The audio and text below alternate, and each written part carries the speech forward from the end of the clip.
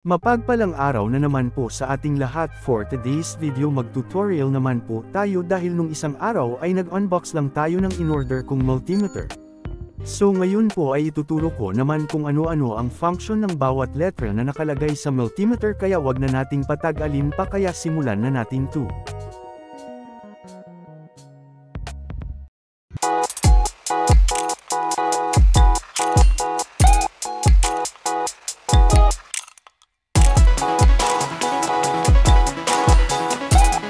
Mapagpalang araw mga ka-elektrisista. For today's video na naman po ay ituturo ko naman po kung paano gamitin ang multimeter sa pag-test ng resistance. Gagamitin po natin ang ating multimeter, which is ang ating multimeter na Zotac ZT102. Magtetest tayo ng mga capacitor at diodes gamit ang ating multimeter para may idea o alam na natin paano gamitin ang ating multimeter sa pag-test ng anumang electronics and electrical parts sa isang system na ginagawa o inaayos natin. Bago po tayo mag-proceed sa ating tutorial, inaanyayahan ko po kayong mag-subscribe sa aking munting channel at paki-like and share, at don't forget to click the bell button para sa mga new uploads. Salamat!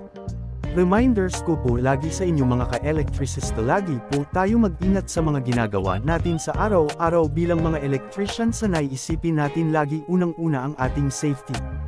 Kasi ang ating trabaho ay napakadelikado at huwag natin itong gawing laro lamang, dahil may mga pamilya pa tayong naghihintay pagkatapos ng ating mga trabaho.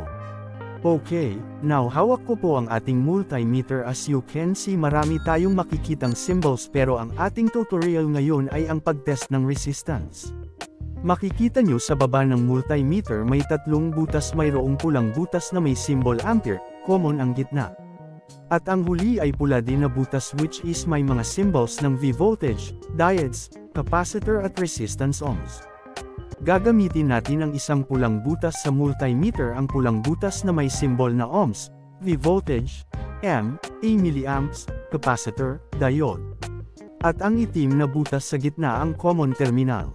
Diyan natin ilagay ang dalawang test leads o probes, ang itim at pula, para makapagsimula tayo sa pag-test ng resistance ng mga devices o anumang sistema sa electrical o electronics man yan. At ngayon ating ilagay ang selector pointer niya sa symbol na ohms, at may tatlong symbol din sa itaas nito na capacitor, diodes, resistance continuity symbol, at pagkatapos may makita tayo sa dashboard ng tester na mega ohms symbol. Ito'y magagamit natin sa pag-test sa mga matataas na resistance, at kapag gusto nating ilagay sa continuity test, pindutin lang natin ang select button, yung kulay yellow, para mapunta sa buzzer symbol, which is ang continuity symbol. Magagamit natin ito sa pag-test ng mga cable kung ito ba ay putol o hindi.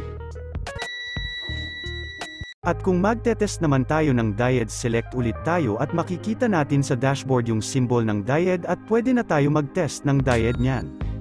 At kung magte-test naman tayo ng capacitor, ay pindutin natin ulit ang select, at may makikita ulit tayo na symbol sa dashboard ng tester, which is yung capacitor symbol MF, at pwede ka na din yan mag-test ng capacitor components.